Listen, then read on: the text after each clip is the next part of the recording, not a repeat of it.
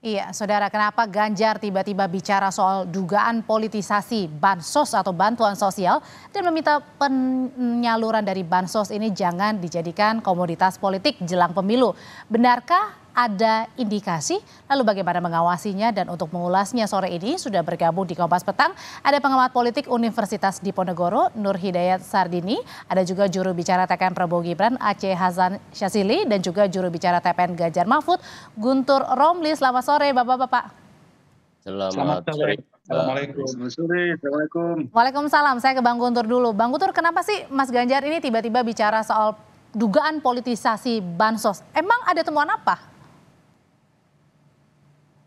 Ya, kami mendukung ya Mbak, penyerahan bansos kepada masyarakat, dan itu memang benar, itu merupakan kebutuhan yang mesti diterima oleh masyarakat dan merupakan hak dari penerima, hak masyarakat.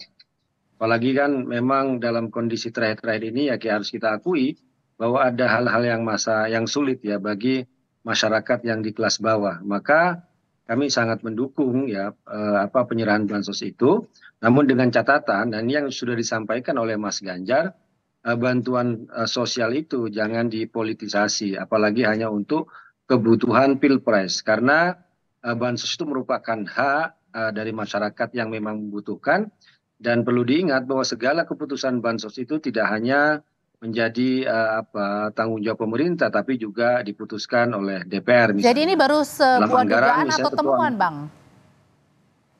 Itu adalah wanti-wanti, ada upaya untuk pencegahan dan agar jangan sampai dipolitisasi untuk kepentingan pilpres tertentu, untuk calon pilpres tertentu. Jadi tidak ada tujuan untuk menuduh atau apapun, hanya perlu kehati-hatian karena dalam masa pemilu dan semuanya bisa dipolitisir, semua bisa mengaku, semua bisa mengklaim, maka dari itulah perlu kehati-hatian dalam penyaluran bantuan tersebut. Misalnya, contoh nih ya, misalnya ada waktu Pak Jokowi itu ke Banyuwangi, itu ada yang penyerahan ada. Gimana Bang Guntur? Itu kan tiba-tiba diklaim, ya meskipun dia mengaku sebagai staf ahlinya presiden, tapi kan dia juga caleg dari Golkar itu di Banyuwangi itu. Nah ini kan bahaya menurut saya. Dan juga yang menyerahkan kenapa bukan seperti Menteri ATR BPN ya kan. Tapi kok malah di situ ada caleg Golkar ya di Banyuwangi. Karena saya posisi di Banyuwangi. Nah kemudian tuh diklaim-klaim di masyarakat dengan membuat berita. Nah itu yang kita juga harus sangat hati-hati.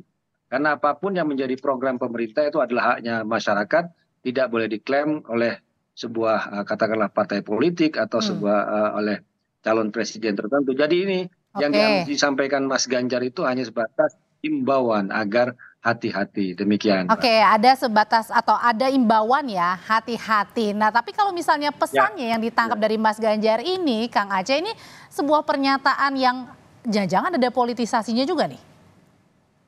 Ya seharusnya memang tidak perlu dicurigai karena kita tahu bahwa pemerintahan Presiden Jokowi itu telah memiliki berbagai bantuan sosial ya, dan bantuan sosial tersebut memang harus didistribusikan kepada masyarakat dalam rangka menjaga daya beli masyarakat dan meningkatkan kesejahteraan masyarakat ya. Misalnya saya secara kebetulan sebagai Wakil Ketua Komisi 8 DPR RI yang bermitra dengan Kementerian Sosial, ada banyak bantuan sosial yang telah diputuskan secara politik yang disalurkan melalui Kementerian Sosial. Misalnya sekarang ini sedang didistribusikan BLT El Nino sebagai respon terhadap beberapa peristiwa akibat dari perubahan iklim, akibat El Nino yang menyebabkan di beberapa daerah terjadi kegagalan panen dan lain-lain. Tentu untuk menjaga daya beli masyarakat, program BLT El Nino ini penting supaya masyarakat bisa memenuhi kebutuhan dasarnya dan tidak terganggu terhadap pemenuhan kebutuhan dasar tersebut. Atau misalnya program seperti program Keluarga Harapan, bantuan pangan non tunai atau BPNT, itu semua kan sebetulnya adalah program reguler yang disepakati secara politik sebagai bagian dari program pemerintah dan telah Oke, diputuskan. tapi tadi katanya kata Bang Guntur itu ada satu contoh yang nyata tuh tadi temuan dari misalnya tadi Partai Golkar ya tadi ya, Bang Guntur ya, Kang Aceh. Ya, saya di dapil 3. Nah, gimana tuh, Kang? Ya, gini, saya kira kalau kementerian terkait yang mendistribusikannya atau misalnya ada anggota DPR yang mengawasi kinerja atas penyaluran bantuan tersebut yang terkait dengan bidang tersebut, maka saya kira itu bagian dari tugas konstitusional, ya. Nah, yang harus ditegaskan oleh kita semua adalah bahwa bantuan sosial tersebut ya berasal dari anggaran negara yang diputuskan. Oke, jadi bersama. artinya pernyataan dilontarkan Mas Ganjar menurut Kang Aceh? Ya, saya kira tadi disampaikan sebagai wanti-wanti, saya kira sesuatu yang wajar saja disampaikan. Karena kan dikhawatirkan terjadi klaim mengklaim gitu ya. Tapi yang harus diketahui oleh masyarakat bahwa saat ini kan di antara 3 pasangan capres ini kan pada tingkat tertentu kita tidak bisa mengatakan bahwa yang satu oposisi, yang satu bukan. Semua menjadi bagian dari pemerintahan. Jadi misalnya seperti pasangan nomor 1 di situ juga merupakan ada partai politik yang mendukung pemerintah. Kalau pasangan nomor 2 jelas bahwa kami adalah partai pendukung pemerintah walaupun ada satu yang sejak awal memposisikan diri berbeda. Partai nomor 3 apalagi kan selama ini memang menjadi bagian dari pendukung pemerintah. Nah, jadi menurut saya jika kita menyebut bahwa program bantuan sosial tersebut diklaim oleh salah satu, tentu saya kira tidak dalam kapasitas untuk itu. Oke. Bahwa masyarakat sekarang ini memang membutuhkan bantuan pemerintah dalam rangka bagaimana menjaga daya beli masyarakat dan memastikan bahwa masyarakat hadir, pemerintah hadir memberikan bantuan kepada masyarakat di tengah dampak dari salah satunya adalah soal perubahan iklim ini gitu. Oke, kalau gitu sekarang saya mau tanya ke Mas NHS. Mas NHS, dari pernyataan Mas Ganjar ini soal dugaan politisasi bansos, jangan politisasi bansos ya. Nah ini sebenarnya sebuah pernyataan untuk kewaspadaan atau jangan-jangan ada temuan-temuan? Atau gimana melihatnya ini pernyataan dari Mas Ganjar? Ya, secara objektif memang diperlukan ya adanya semacam karitatif ya, yang memang kondisi seperti Kang Aceh tadi sampaikan, secara objektif kapasitas daya beli masyarakat kan menurun, apalagi dan terutama terkait dengan soal-soal yang menyangkut ya petty cash terutama. Lalu Pak Guntur juga benar karena memang itu kondisinya begitu ya. Apalagi kalau kita lihat di kantong-kantong daerah yang antara urban dan rural, memang itu terjadi kapasitas yang menurun ya daya belinya. Tetapi memang jika bansos atau hal-hal yang bersifat karitatif tadi itu tidak, pertama tepat sasaran, kedua tepat peruntukan, ketiga tentu saja tepat jumlah, karena juga ada hal-hal yang memang disalurkan secara tidak merata dan bias gitu ya. Sangat mungkin memang karena ini ada klaim yang kadang-kadang oleh caleg dan dalam pilkada juga sering begitu, itu bahwa itu pekerjaan pemerintah, itu adalah anggaran pemerintah pusat yang kemudian disalurkan secara selfish ya, diklaim. Nah itu sering terjadi juga.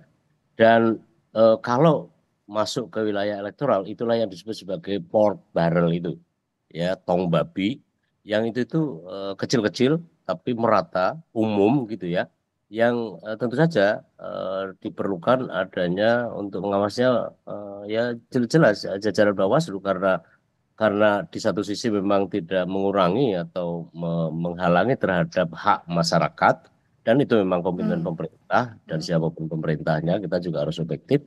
Tetapi pada saat bersamaan harus tadi tepat sasaran ya, tepat jumlah, tepat. Nah, tapi kalau dugaan politisasinya, Mas? Ya, politisasinya adalah terkait dengan pork barrel tadi itu, dan memang itu kan alokasi pemerintah. Jadi pork barrel ini kan metafor ya, perumpamaan atau tamsil yang itu kayak apa, kayak kantong babi, lalu kemudian diisinya itu yang bisa dibagi-bagi, bisa distribusi. Nah, sekarang yang penting justru adalah Mbak Tri adalah pengawasan sebenarnya, baik pengawasan yang secara organik harus dilakukan oleh Bawaslu, dan itu marak kalau tidak dicegah atau tidak difungsikan fungsi-fungsi pengawasan, tetapi pada saat bersamaan juga jangan menghalangi tadi hak-hak ya, secara objektif memang diperlukan, apalagi kondisi subjektif masyarakat kita dalam situasi yang kira-kira dirundung kemalangan oleh karena kapasitas daya beli tadi. Jadi di satu sisi pemilu juga harus jalan, di situ ada fungsi elektoral, dan itu tugasnya jajaran Bawaslu karena itulah memang dibentuk untuk mengawasi semacam itu, tapi pada saat bersamaan juga rakyat ini kan tidak boleh berhenti untuk selalu berekonomi. Dalam kondisi sekarang tentu saja harus ada yang itu tadi. Prinsipnya adalah tempat peruntukan, tempat jumlah, dan seterusnya. Harus ketepatan itu ya yang perlu menjadi highlightnya. Oke, saya kembali ke Bang Guntur. Bang Guntur, ini kan dari TPN ada merekomendasikan ya, kalau lebih baik ini ditunda dulu aja ya penyaluran bansosnya sampai pilpresnya selesai begitu. Nah, tapi tadi kata Kang Aceh juga bilang, loh semuanya kan masing-masing dari paslon 1, 2, 3 ini ada di pemerintahan juga. Tadi juga sudah menyindir nih Kementerian Sosial juga. Mbak, siapa dari TPN yang ini Mbak menganjurkan mundur setelah Todung Mulya Lubis, Bang Todung. Oh iya. Jadi kalau kami melihat itu kan bahwa untuk bantuan itu kalau memang waktunya sekarang ya tetap saja sekarang tuh kan, karena memang kalau melihat kebutuhan yang mendesak di masyarakat, ya mungkin ucapan Bang Todung ataupun juga Mas Ganjar kan lebih ke soal ini ya, untuk sebagai himbauan lah ya. Karena dalam konteks pemilu ini kan semuanya bisa saling diklaim atau juga dimanfaatkan untuk kepentingan partai tertentu, untuk kepentingan capres tertentu. Tapi ada intinya kan kalau sudah menjadi keputusan dari DPR kemudian pemerintah, karena bagaimanapun kan soal bantuan sosial itu kan memang seperti disampaikan tadi tugasnya Pak Haji Aceh itu Komisi 8 ya, yang diputuskan bersama Menteri Sosial juga dari PDI Perjuangan ya.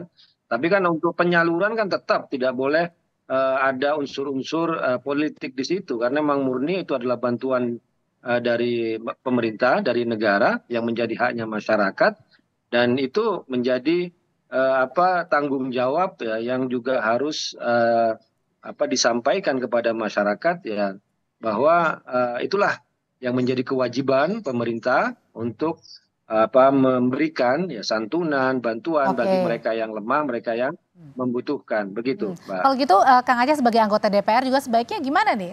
Bansos ini sementara ditunda dulu sampai Pilpres selesai atau tetap lanjutin aja? Harus dilanjutkan, karena kan kita tahu bahwa bantuan sosial ini tidak menyentuh semua masyarakat. Justru bantuan ini diberikan kepada level masyarakat yang sangat membutuhkan berdasarkan atas penilaian yang dilakukan oleh pemerintah itu sendiri ya. Karena kita tahu misalnya untuk program PKH ini sebanyak 10 juta keluarga ya. Dan untuk BPNT termasuk juga BLT El Nino ini sebanyak 18,9 juta. Tentu secara elektoral harusnya ini tidak dilihat sebagai memiliki makna politis, karena kan tidak menjangkau semua rakyat Indonesia atau pemilih Indonesia. Dan bahkan kalau kita lihat ya, secara politis, leading sektor dari Kementerian Sosial ini kan menterinya malah dari partainya yang mendukung partainya Mas Guntur gitu ya. PDI maksudnya? Jadi, ya jelas dong ya kan. Jadi saya kira sebetulnya buat TPN tidak harus dimaknai bahwa ini bagian dari politisasi, karena bagaimanapun. Jadi maksudnya ini lempar isu, Kang? Iya, maksud saya kan penanggung jawab dari program bantuan sosial ini kan ada pada Kementerian Sosial yang saat ini menterinya ada pada kader PDI Perjuangan. Jadi saya kira tidak harus dimaknai seperti begitu. Nah, yang harus kita lihat adalah kebutuhan objektif yang dialami oleh warga kita saat ini, dan penerima bantuan tadi apa yang disampaikan oleh Bang Nur Hidayat Sardini harus tepat sasaran, dan memang selama ini bantuan sosial harus dilakukan seperti begitu, sehingga tidak terkesan bahwa ini semacam charity bagi masyarakat dan punya tujuan politis tertentu yang berdampak terhadap elektoral. Karena kan kita tahu bahwa program-program bantuan sosial ini kan bukan hanya sekarang, tetapi bantuan reguler yang sudah dianggarkan sejak lama, dan bukan karena pemilu kemudian kita mengabaikan hak-hak rakyat. Ini yang saya kira berbahaya kalau kita melihat segala sesuatu dalam perspektif politis saja. Oke, kalau gitu Mas NHS ini gimana caranya bisa sama-sama mengawasi begitu ya bahwa penyalurannya tetap berjalan, tapi kemudian ini juga tak dipolitisasi oleh pihak-pihak tertentu? Iya, negara ini kan tidak bisa berhenti hanya gara-gara soal event satu-satu gitu ya. Nah, pada saat bersamaan pemilu kan juga agenda yang tidak kalah pentingnya. Saya memberi saran bahwa udahlah penyaluran itu ajak serta itu Bawaslu, jajaran Bawaslu. Kita tahu Bawaslu itu kan sekarang dari hulu sampai ke hilir, dari pusat sampai ke TPS kan sudah ada aparatnya. Diajak aja bersama mereka supaya tepat sasaran, tepat jumlah, tepat peruntukan dan seterusnya. Dan menerima ya, mereka yang menerima adalah orang yang memang sedang memerlukan, karena makin tertekan ya kapasitas daya beli masyarakat di ranah paling bawah terutama, dan saya kira hanya mungkin ya daripada jatuh kepada tengkulak, kepada rentenir gitu, akan jatuh kepada kemiskinan. Nah disitulah, tetapi memang fungsi elektoral juga tidak boleh berhenti. Saya setuju dengan Kang Aceh dan Pak Guntur bahwa memang harus paling gampang kan pengawasan embedded gitu ya, yang menempel gitu ya, begitu. Jadi negara tidak boleh berhenti bekerja melayani rakyatnya, saat bersamaan pemilu juga tidak boleh berhenti dan tercederai disintegritasnya. Dan saya kira menurut saya kami juga pernah melakukan pada zaman saya ketua Bawaslu ya, mendampingi mereka gitu, dan kita dikasih data mana saja kita dampingi gitu, dan ya sama-sama penting Cindai. Tapi memang kalau dipolitisasi memang agak menyakitkan, karena itu adalah semua orang punya kontribusi pajak rakyat, dan satu menurut saya adalah embedded pengawasan saja. Oke, kalau dua-duanya setuju, Kang Aceh dan juga Bang Guntur, untuk tetap dilanjutkan begitu. Nah, bagaimana caranya juga untuk tadi ya mengawasi agar penyalurannya juga tidak dipolitisasi nih jelang Pilpres? Singkat aja Kang Aceh dulu deh. Ya, saya kira masyarakat berhak ya untuk mengawasi ini, bahwa ini adalah program pemerintah, dan saya kira prosesnya pun juga bisa dilakukan pengawasan di DPR, dan saya kira di DPR juga kan bukan hanya partai pendukung pasangan salah satu capres, tetapi juga siapapun, semua baik yang selama ini pendukung pemerintah maupun oposisi juga bisa melakukan pengawasan, dan masyarakat sendiri termasuk juga saya kira penyelenggara pemilu seperti Bawaslu bisa terlibat di dalam proses penyaluran bantuan ini, apakah mengandung politisasi atau tidak begitu. Oke, pengawasannya Bang Guntur. Ya, tadi usul menarik juga bahwa dilibatkan Bawaslu, seandainya di situ memang ada unsur-unsur bisa dipolitisasi ya. Tapi saat ini kan masyarakat kita juga sudah sama-sama cerdas ya. Apabila ada yang melakukan politisasi, itu akan mudah sekali ditemukan, akan mudah sekali dilaporkan, karena mata ada di mana-mana, telinga ada di mana-mana, dan juga bukti itu bisa dipakai dan bisa dilakukan pembuktian. Dan kita harap jangan dipolitisasi memang penyerahan bansos tersebut. Oke, baik, terima kasih Bang Guntur Romli, Kang Aceh Hasan Syazili, dan juga Pak Nur Hidayat atau Mas Nur Hidayat. Sehat selalu semuanya Bapak-bapak, kita ketemu lagi di lain kesempatan. Oke, Pak Guntur. Oke, terima kasih.